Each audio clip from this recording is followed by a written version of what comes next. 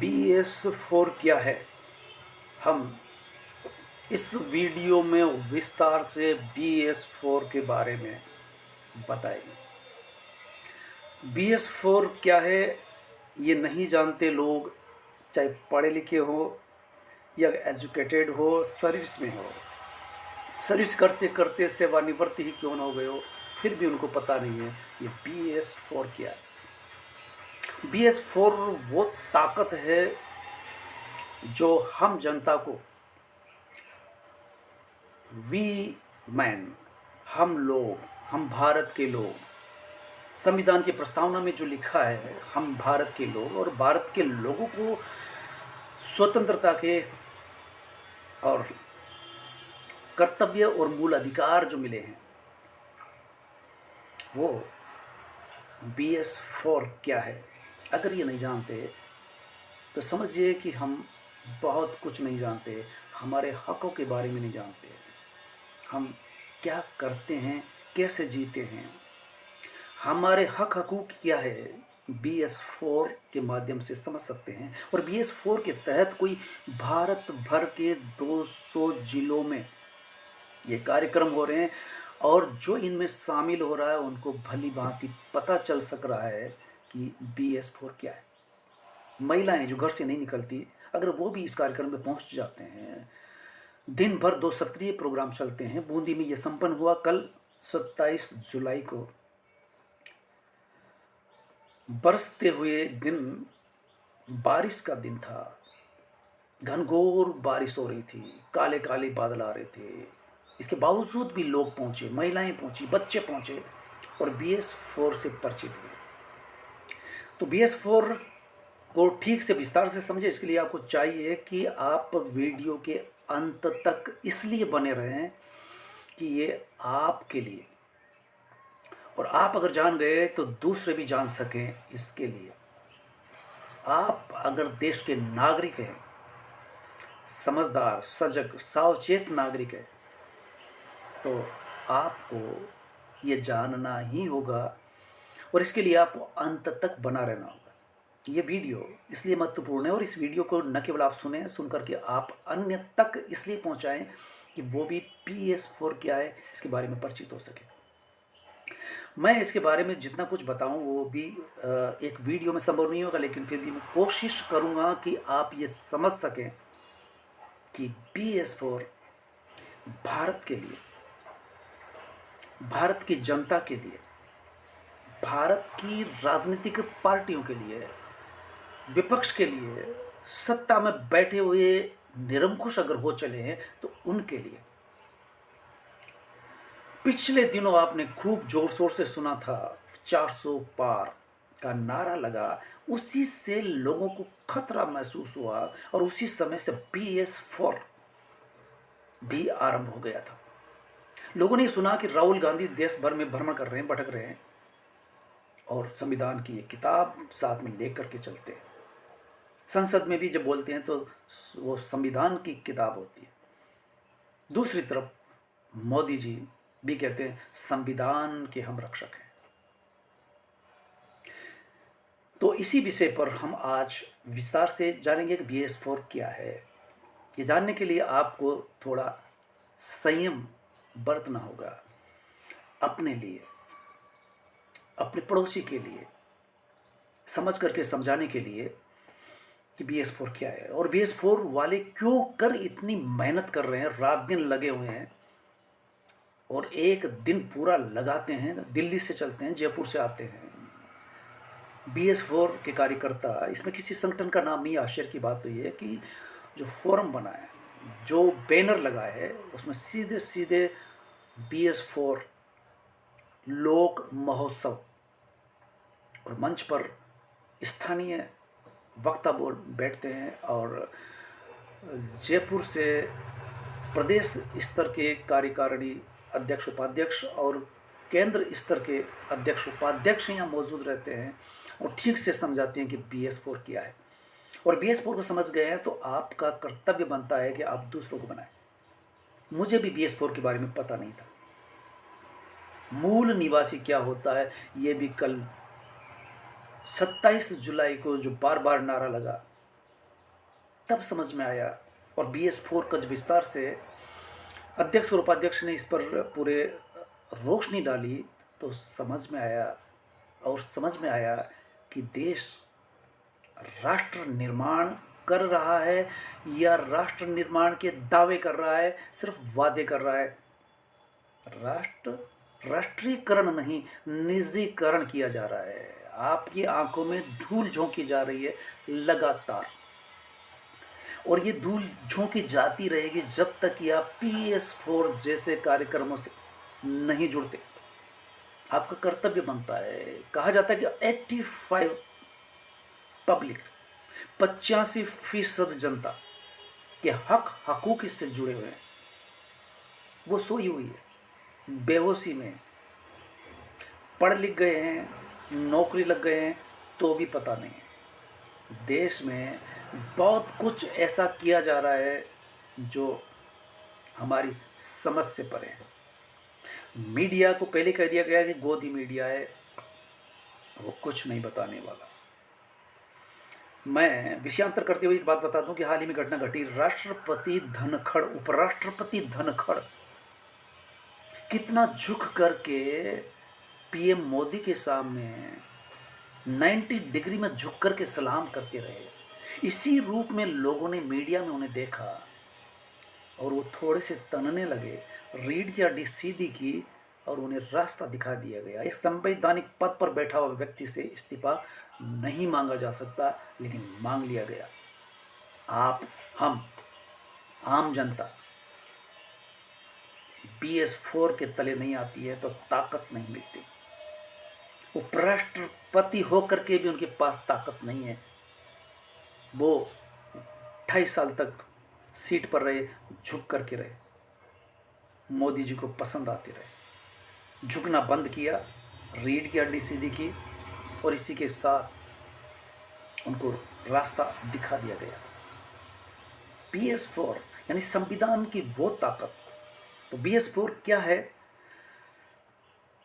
BS4 का मतलब होता है B यानी भारत, S यानी संविधान, 4 का मतलब 4, भारत, संविधान, संरक्षण, संवर्धन और सुरक्षा कैसे होगी? जबकि संविधान पर आक्रमण इन 10-11 सालों में जिस तरह से हुआ है, और लोगों को पता इसलिए नहीं है कि गोदी मीडिया धुंधुभी बजाता रहता है, गुणगान करता रहता है।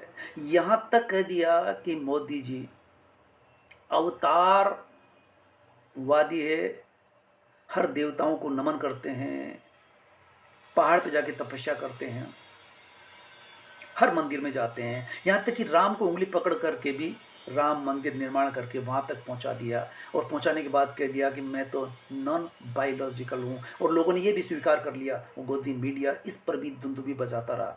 आपको खबर कैसे लगी?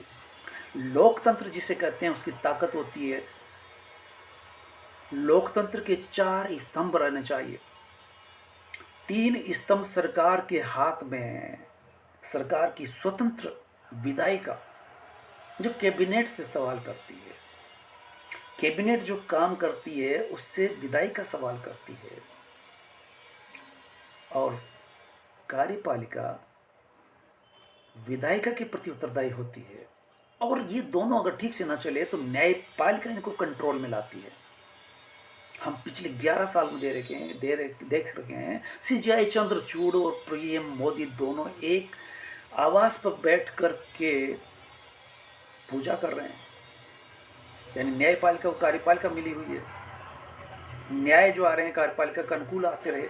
CGI को बंगला 6 महीने तक खाली न करने की वो थी। वो CGI नए आए, अम्बेडकरवादी आए, और उन्होंने कहा कि नहीं, वक्त हो गया है, बंगला खाली कीजिए। तो इस तरह से रियायत दी जाती है। अगर आप झुकते रहे तो आपको झुकाया जाता रहेगा। रीढ़ की हड्डी सीधी की तो आपको रुखसत किया जा सकता है, आप संवैधानिक पद पर क्यों न हो। ऐसे में संविधान पर अगर आक्रमण किया जाता है तो वो जनता पर आक्रमण होता है। मैं BS4 से दिन भर बैठ करके उस कार्यशाला में 2 सत्रीय कार्यक्रम में जो बूंदी जिला स्तर पर हेडक्वार्टर पर संपन्न हुआ 200 लोगों के बीच में, देख सुनकर के अच्छा लगा कि कुछ युवा, कुछ बुद्धिजीवी, कुछ कार्यकर्ता लगातार मेहनत कर रहे हैं संविधान के लिए। बाबा भीमराव अंबेडकर ने संविधान बनाया अपने लिए नहीं, खुद को सुरक्षित करने के लिए नहीं, उस आम गरीब जनता के लिए जो 85% बहुजन है, उसके लिए। बहुजन मूल निवासी, मूल निवासी कहने से बहुतों को खतरा महसूस होता है। तो BS4 क्या है, समझ में आएगा कि हम अगर संविधान हमारी रक्षा करता है तो हमारा दायित्व बनता है कि संविधान इंटेक रहना चाहिए, संविधान सुरक्षित रहना चाहिए। अगर सरकार इतनी ताकतवर है कि वो ये कह देती कि हम संविधान बदल देंगे, इसका मतलब देश पर खतरा है। इन शब्दों में पहली बार मुझे सुनने को मिला। ढेरों अखबार पढ़ता हूँ, यूट्यूब पर सुनता हूँ, लेकिन गोदी मीडिया है कि सच्चाई सामने नहीं आने देता। चौथा स्तंभ भी गिर चुका है।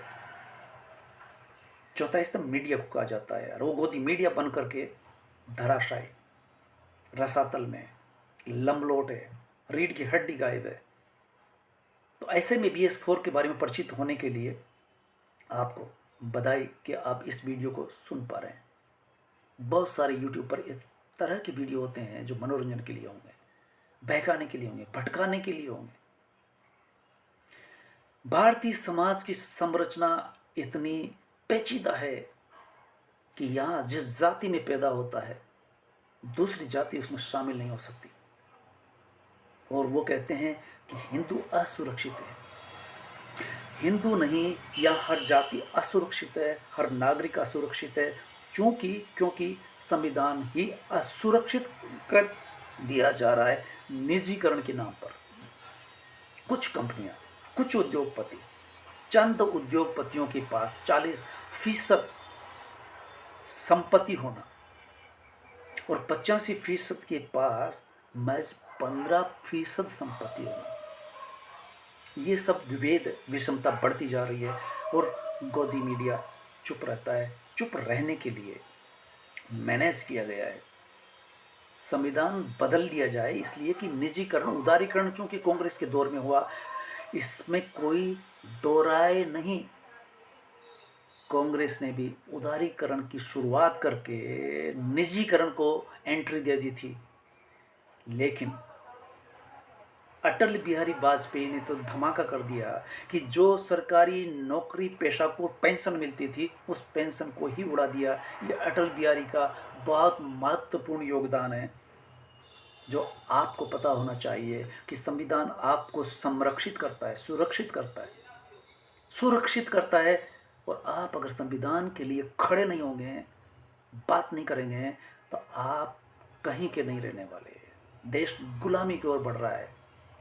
अंग्रेज आकर के गुलाम करते हैं तब दिखता है, मुसलमान आकर के एक एक राजा को अपना गुलाम बना लेते हैं तब पता चलता है। यहाँ काले अंग्रेज बैठ कर के उद्योगपतियों की जेबें भर रहे हैं तब पता नहीं चल रहा है, क्योंकि गोदी मीडिया दुंदुभी बजाए रहता है। यूट्यूबर को आप सुनते नहीं। तो BS4 से ये पता चला, बहुत सारी बातें हैं, मेरे पास पूरी लिस्ट है, लेकिन मैं बता दूं कि अगर संविधान पर आक्रमण होता है तो उस संविधान पर आक्रमण नहीं होता, देश की जनता पर होता है। क्योंकि संविधान हर नागरिक की सुरक्षा करता है, अधिकार देता है, जीने का अधिकार देता है, स्वास्थ्य का अधिकार देता है, शिक्षा का अधिकार देता है, वो जीने का कानूनन अधिकार देता है। महिला जब गर्भवती होती है तब से उस महिला का देखभाल करना, हॉस्पिटल से उसे ज़रूरी मेडिसिन मिलना, कैल्शियम वगैरह, विटामिन वगैरह, महिला का संरक्षण, सुरक्षित रहे, स्वास्थ्य सुरक्षित रहे। पेट में बच्चा जब तक रहता है तब तक उस महिला का, वो पेट गर्भ से जो ही बाहर आया बच्चा, तब उसको टीकाकरण करना, बड़ा हुआ बाल बाड़ी केंद्र में जाना, फिर स्कूल में जाना शिक्षा के लिए, और पढ़ लिख गया तो स्कूल, विद्यालय, महाविद्यालय तक पहुंचना। महाविद्यालय पहुंचने के बाद विश्वविद्यालय, विश्वविद्यालय से बाहर निकलते उसको रोजगार विभिन्न विभागों में उसकी योग्यता के अनुसार मिलता है। फिर आपको पेंशन मिलेगी या नहीं मिलेगी, ये सरकार ने तय किया। और अटल बिहारी, बीजेपी का बहुत बड़ा धमाका, जिसे कह सकते हैं कि बीजेपी का बी ब्राह्मणों के लिए और बनियों के लिए, बाकी के लिए क्या मिलेगा, झुनझुना जिसको बजाते रहें। वो कहते हैं थालियां बजाओ, ताली बजाओ और आप बजाने लगते हो। वो कहते हैं कांवड़ उठाओ, आप उठा लेते हो। वो कहते हैं अब कुंभ में नहा लो, आप कुंभ में नहा लेंगे और सोच लेंगे कि अब आपका ऊपर का रास्ता सुरक्षित हो गया। महानुभाव, ऊपर का रास्ता नहीं, मंदिर का रास्ता भी इसलिए दिखाया जाता है कि आप रोजगार की आवाज़ न उठा सकें। तो महिला को गर्भ से लेकर सुरक्षा मिलती है, और बच्चा जो पैदा होता है, जब तक वो जिंदा है उसे पेंशन की व्यवस्था की जाती है, और नौकरी भी नहीं है तो वरिष्ठ नागरिक की पेंशन उसे मिलती है। हॉस्पिटल में फ्री दवाई, फ्री इलाज मिलता है। ये संविधान के तहत, संविधान के साथ, ऐसे संविधान के साथ जो हमें संरक्षित रखता है, सुरक्षा देता है, उसका संरक्षण, संवर्धन, सुरक्षा करना, सम्मान करना हर नागरिक का कर्तव्य है। इसलिए आपको BS4 की अगर कहीं मीटिंग होती है तो आपको सदस्य बनना चाहिए, अपना योगदान देना चाहिए, और जो बात सुनी गई है वो आगे तक पहुंचनी चाहिए। आप कहते हैं अंबेडकर सिर्फ दलितों के लिए, छुआछूत से जो ग्रस्त थे उनके लिए है। महिला हिंदू बिल वो लाए, महिलाओं के हित में बिल लाए, जिसको उस तत्कालीन सरकार को लगा कि बड़ा क्रांतिकारी है, नहीं आने दिया गया। वो हर महिला, ज्योतिबा फूले, सावित्रीबाई फूले पहली शिक्षिका बनी और उसने हर वर्ग की महिलाओं को पढ़ाया। ये महानुभाव, महान व्यक्तित्व अपने लिए नहीं जीते, अपनी जाति के लिए नहीं जीते, मानव मात्र के लिए जीते हैं। 85% की लड़ाई BS4 के तहत, बैनर के तहत लड़ी जा रही है। तो साथियों, 2 दिवसीय प्रोग्राम का मजमून ये रहा कि पहला सत्र होता है जो राष्ट्रीयकरण के बिना ब्राह्मणवाद का खोखला राष्ट्रवाद, ये विषय रखा गया। वक्ता के बतौर मुझे भी बुलाया गया। तो मैं अपनी बात, जितना मुझे जानकारी थी कि बेशक ब्राह्मणवाद से ग्रस्त देश समाज, जन्म से लेकर, पीढ़ियों से लेकर संस्कारों में ब्राह्मणी कर्मकांड, पाखंड हम करते हैं। हमारी महिलाएं समझ ही नहीं पाती कि पूजा पाठ और मंदिर तक जाए बिना बेचैनी होने लगती है। इस तरह के संस्कार उनके अंदर होते हैं। BS4 ये बताता है, आप स्कूल पे पढ़ लिए, कॉलेज में पढ़ लिए, पाठ्यक्रम बदल दिया जा रहा है। आपको सच्चाई क्या है, संविधान की ताकत क्या है, आप तार्किकता के साथ नहीं जी पाते, टेक्नोलॉजी का इस्तेमाल करते हैं, बाइक पर बैठते हैं, कार पे चलते हैं, मोबाइल चलाते हैं, लेकिन उसमें भी आप कर्मकांडी और पाखंडवादी जीवन जीते हैं। और ये सब आज से नहीं, बुद्ध के दौर से हो रहा है। आप कहेंगे बुद्ध के दौर से कैसे हुआ? बुद्ध महान व्यक्तित्व रहे, महान तपस्वी रहे। विपश्यना जैसी विधा उन्होंने ईजाद की और सबको सिखाया कि मन हमारा दुश्मन है। हम सांस पर ध्यान रखते हुए किस तरह से मन को साध सकते हैं। उन्होंने कर्मकांड, पाखंड पर करारा प्रहार किया। इसलिए जितने भी ब्राह्मणवादी थे उनके विरोधी हो जाते हैं। लेकिन समझदार ब्राह्मण उनके फॉलोवर उस समय हो गए थे। उनके अनुयायी बन गए थे और तथागत हो गए थे। ऐसों की पूरी लिस्ट है। एक व्यक्ति उनके पास आकर के कहता है, वो उनको सुनता था। एक दिन आकर के उसने कहा कि मैं बहुत दुखी हूँ, मेरे पिताजी गुजर गए हैं। बुद्ध को सुना रहे हैं, वो बुद्ध सुन रहे हैं कि महाराज आप अगर उनका कर्म कांड करते हैं, अंतिम क्रिया जो पुजारी इधर पंडे पुजारी करते हैं, पुरोहित करते हैं, आपके हाथों से हो जाए तो निश्चित रूप से मेरे पिताजी को स्वर्ग मिल जाएगा।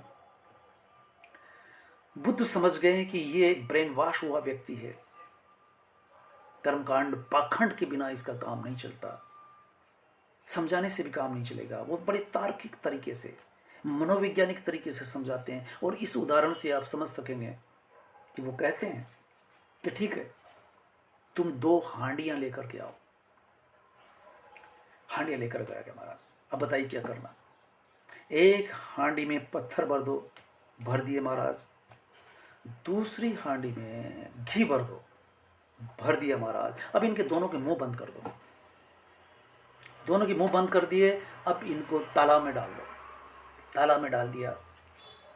वो व्यक्ति बड़ा खुश हुआ कि इस सदी का महत्वपूर्ण व्यक्ति मेरे पिताजी का क्रियाकर्म कर रहा है, ये कितनी बड़ी बात है।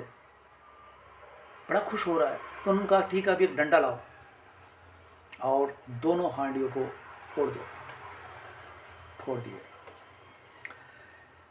फूटते ही घी ऊपर आ जाता है, तैरने लगता है। अब वो कहता है कि एक काम और करो महाराज, फरमाइए क्या करना है। अब तुम्हारे उस पुरोहित को बुलाओ और यहाँ बैठ करके उससे पूजा पाठ कराओ, जो कराना कराओ, और उससे कहो कि अगर मेरे पिताजी ने अच्छे कर्म किए तो ये पत्थर ऊपर आ जाए। महाराज अंतर मंत्र जो भी पढ़ना है वो पढ़े, पाठ पूजा जो करनी करे, उन्हीं पत्थरों को ऊपर लाए। मैंने किया, उससे घी तो ऊपर आ गया। अब ये पत्थर अगर ऊपर आ गए, तुम्हारे पिताजी को जो तुम चाहते हो वैसे हो जाएगा। कहता महाराज ऐसे कैसे होगा, पत्थर तो भारी होते हैं, वो तो नीचे ही रहेंगे। बुद्ध बोलते हैं कि जब तू इतना ही जानता है कि पत्थर भारी है तो नीचे ही रहेंगे, तो इतना भी समझ ले कि तेरे पिताजी ने अगर जिंदगी भर गलत काम किए, कुकर्म किए हैं, तो पत्थर जैसे कर्म किए तो नीचे ही रहेंगे, और अच्छे काम किए हैं तो घी जैसे वो ऊपर आ जाएगा। ये उदाहरण इतना सटीक है कर्मकांडियों और पाखंडियों के लिए। उस जमाने में बुद्ध इस उदाहरण से जिस तरह से समझाते हैं कि अगर तुम जिंदगी पर अच्छे काम करोगे तो उसका फल मिलेगा, मिल रहा है, तत्काल मिलता है। और तुमने गलत ही काम किया है तो तुम कुछ भी करते रहो, पत्थर की तरह कर्म किए हैं तो पत्थर की तरह नीचे ही रहेंगे। चाहे जो कुछ करा लो, ये पत्थर ऊपर आने वाला नहीं है। और अच्छे कर्म किए हैं तो नीचे रहने वाला नहीं है, घी की तरह ऊपर आ जाएगा। बुद्ध के दौरान भी कर्म कांड होते थे, और बुद्ध जब कर्म कांडियों के खिलाफ हुए और ब्राह्मणों का पुरोहित वर्ग जब उनके खिलाफ हुआ, लेकिन जो समझदार ब्राह्मण थे, उनके अनुयायी थे, 500 वर्ष तक चलता रहा। अशोक के पोते के साथ एक ब्राह्मण, जिसे पुष्यमित्र शुंग कहते हैं, उनका मंत्री था। उसको लगा कि ब्राह्मण को बहुत खतरा है, ब्राह्मणवाद खत्म होता जा रहा है, क्यों न मैं इस बच्चे को जो राजा बनने वाला है, क्यों नहीं इसको खत्म कर दूं और मैं सिंहासन पर बैठ जाऊं। और पुष्यमित्र इस तरह से सिंहासन पर बैठ करके वो कत्लेआम करता है उन बुद्धावलंबियों का कि जो भी मुंडी उतार के लाएगा बुद्धों की, उनको एक एक असरफी दी जाएगी। खदेड़ दिए गए भारत से, थाईलैंड, बर्मा, चाइना चले गए, दूसरे देशों में जाकर के रहे। जब बुद्ध मरते हैं, जब अंबेडकर संविधान लिख देते हैं, फिर वो कहते हैं कि बुद्ध धर्म में जितना कर्मकांड और पाखंड है, मेरे हाथ में नहीं था कि हिंदू धर्म में जन्म न ले सकूं, लेकिन मेरे हाथ में है कि मैं हिंदू धर्म में मरूंगा नहीं। सो उन्होंने अध्ययन किया मुस्लिम धर्म का, सिखों का, ईसाई का। हिंदू धर्म में देख ही रहे थे कि इसमें तो रहना ही नहीं है। उन्होंने पाया कि मुस्लिम धर्म में भी कुछ कर्मकांड है, सिखों में भी भेदभाव है, बुद्ध धर्म में बहुत हद तक समानता है, बुद्ध के मार्ग पर है, बुद्ध धर्म ग्रहण करते हैं लाखों के साथ। लेकिन मैं एक बात यहाँ भी कह दूं कि बुद्ध धर्म धर्म नहीं है, हिंदू धर्म भी धर्म नहीं है, क्योंकि वो कर्मकांड पाखंड से लिप्त है। मुस्लिम धर्म में भी ताचड़ मुल्ला बाज दे क्या बहरा हुआ खुदाए, कबीर दास लिख गए, कांकर पातर जोड़ के मस्जिद लई बनाए, ताचड़ मुल्ला बाग दे क्या बहरा हुआ खुदाए। अगर स्पष्टतः कबीर कह रहे हैं तो वो ये भी कहते हैं कि मूर्ति पूजा के खिलाफ कितने थे कबीर। साफ साफ कहा था कि पत्थर पूजने से हरि मिल जाता है। तुम पाथर पूजे हरि मिले तो मैं पूजूं पहाड़, पूरे पहाड़ को पूज डालूंगा, हरि मिलना चाहिए। तुम पहाड़ पहाड़ घूमते हो, तीर्थ यात्रा करते हो, कहीं कुछ मिलता है क्या? कुछ नहीं मिलता तो भी तुम ये करते हुए कर्मकांड पाखंड कहीं नहीं ले जाता, वक्त बर्बाद करता है। कबीर कह गए। इस पाखंड कर्मकांड के खिलाफ कबीर थे। सावित्रीबाई फूले, ज्योतिराव फूले और अंबेडकर मनुस्मृति का दहन कर जाते हैं। लेकिन मैं एक बात कह दूं कि उन्होंने मंदिर में प्रवेश करने के लिए आंदोलन क्यों कर किया होगा, मेरी समझ में नहीं आता। मंदिर में जाना भी एक कर्मकांड है, एक पाखंड है। ये सांप्रदायिक मस्जिद, मंदिर सांप्रदायिकता का परिपोषण करने के लिए, एक कर्मकांड और पाखंड को जीवित रखने के लिए सीधा सीधा प्रतीक है। कबीरदास को समझिए। अब बुद्ध धर्म नहीं, वो भी संप्रदाय है। बुद्ध की मूर्ति लगा करके वो कुछ झुनझुना सा बजाते हैं, वो भी एक कर्मकांड करते हैं। लेकिन बुद्ध ने ये नहीं कहा था कभी भी कर्मकांड और पाखंड को जीवित रखने के लिए। लेकिन लोगों ने बाद में जाकर के कबीरदास की भी मूर्ति लगाई, मंदिर बनाया, पूजा अर्चना की, प्रार्थना की, बुद्ध की भी की। बुद्ध की हजारों मूर्तियां, लाखों मूर्तियां देश भर में, विश्व भर में, कबीर का भी। तो उनके अनुयायी कर्मकांड पाखंड बना लेते हैं। विपश्यना किसे कहते हैं? बुद्ध ने जब बुद्ध धर्म ग्रहण किया था तो बुद्ध को भी विपश्यना का पता नहीं चला। क्यों नहीं चला?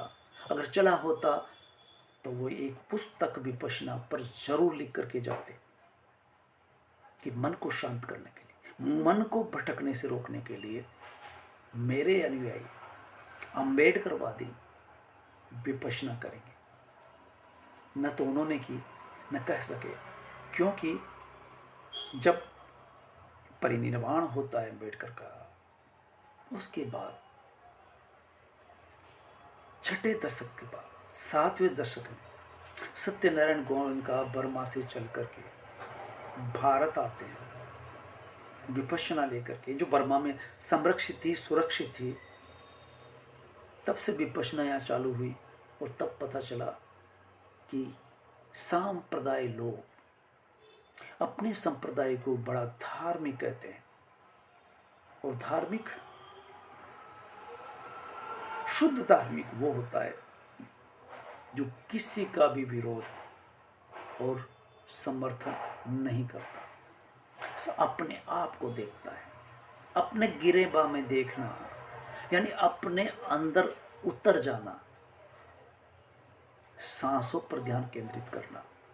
इस तरह से बुद्ध धर्म ने कर्मकांड पाखंड के खिलाफ एक रास्ता बताया, ध्यान की एक विधि बताई। कबीर दास ने सीधे सीधे कर्मकांड और पाखंडवाद का विरोध किया। आज सरकार क्या कर रही है? BS4 की जरूरत क्यों पड़ी? हम अंतिम बिंदु पर आते हैं। तो दूसरा सत्र का विषय भी यही था, निजीकरण से राष्ट्रीयकरण और निजीकरण दोनों विपरीत है। इंदिरा गांधी वो महिला थी जिन्होंने देश के निजी हाथों में जो बैंक थे उन बैंकों का राष्ट्रीयकरण किया। आज लोग मोदी जी का झुनझुना बजाते हैं, गुणगान करते हैं। वो इस एक बात का जवाब दे ले कि राष्ट्रीयकरण किसने किया? प्रधानमंत्री इंदिरा गांधी ने। और निजीकरण किसने किया? बेशक मनमोहन सिंह सरकार। वो कांग्रेस सरकार से उदारीकरण आरंभ हो जाता है, लेकिन बढ़ चढ़ करके जिसने निजीकरण किया वो मोदी सरकार है, जिसने इंतहा कर दी निजीकरण की कि दो मित्रों का नाम बराबर आता है, बंदे की जुबान पर उनका नाम नहीं आता। जियो के टावर हर शहर में लगे हुए हैं और पब्लिक ज़मीन पर लगे हुए हैं, उनसे कोई किराया नहीं। एयरटेल, BSNL ने जिसने भी लगाए प्राइवेट ज़मीनों पर लगाए और 10, 12, 15 हज़ार का किराया हर टावर देता है। जियो कोई टावर नहीं देता, जियो को फ्री दिया जा रहा है। क्या आंखों में धूल झोंक रहे हैं? दिखता नहीं है ये इसे कहते हैं निजीकरण। और अडानी अंबानी का नाम संसद में उठाया जाता है, सड़कों पर राहुल गांधी बराबर उठाते हैं, जवाब नहीं लगता, प्रेस के सामने नहीं आते। प्रेस सवाल करेगी, मोदी को पहले से पता है प्रेस के सामने नहीं आना, मन की बात रेडियो पर कर लेना। और ये सब खोखला राष्ट्रवाद हमें जो मिल रहा है, राष्ट्रवाद नहीं, खोखलापन। राष्ट्र का नाम है, खोखलापन का मतलब होता है जहां आवाज गूंजती है,